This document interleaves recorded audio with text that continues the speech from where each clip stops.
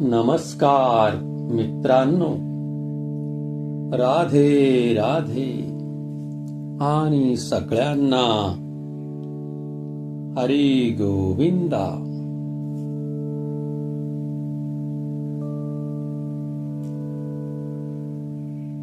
गुरुविन अनुभव कैसा कळे,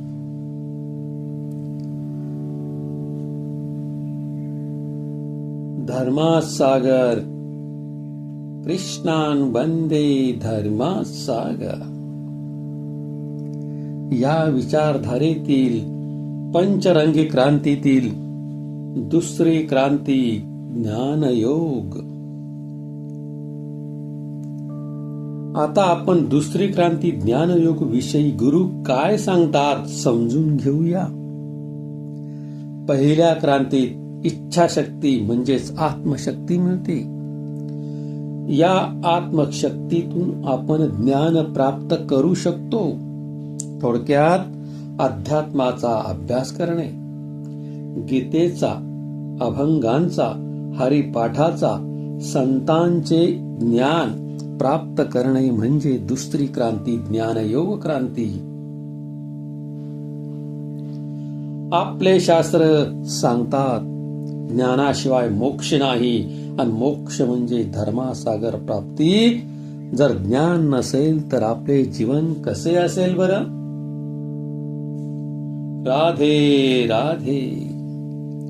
जसे खूप सुंदर पत्र लिहिले आणि ते आपल्याला प्रियजनांना पाठवायचे असल्यास मग त्यासाठी हवा आहे पत्ता. तो पत्ता जर आपण पत्रावर टाकायचे विसरलो तर पत्र कुठे जाईल बरं. पत्र भरकटतच राहील अथवा कुठल्या तरी जागी पडलेले राहील. आपल्या ध्येयापर्यंत ते पोहोचू शकत नाही. थोडक्यात मंत्र जप करून आपण आत्मशक्ती प्राप्त केली.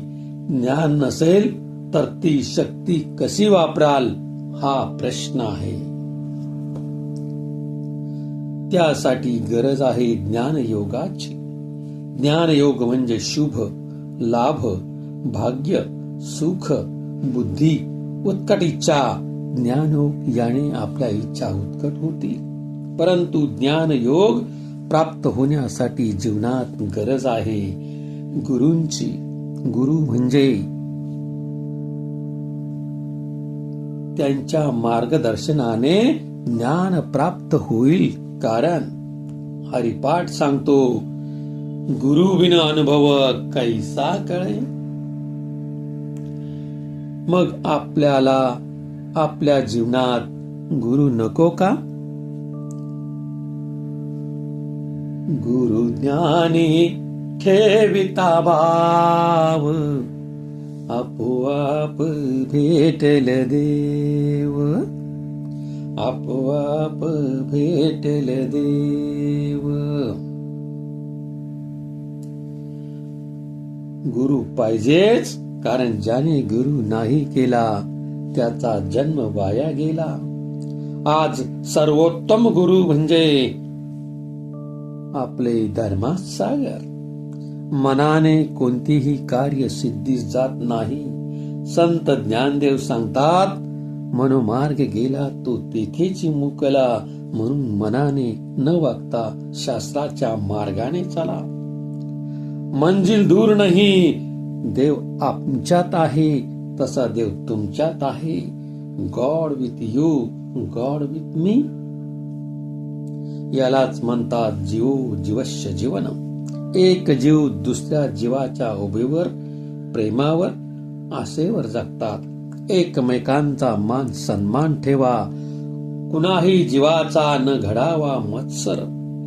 आपल्याकडून कुणाचा मत्सर होता कामा नये. याला ज्ञान म्हणतात. ज्ञानी माणूस दुसऱ्याचा द्वेष करत नाही.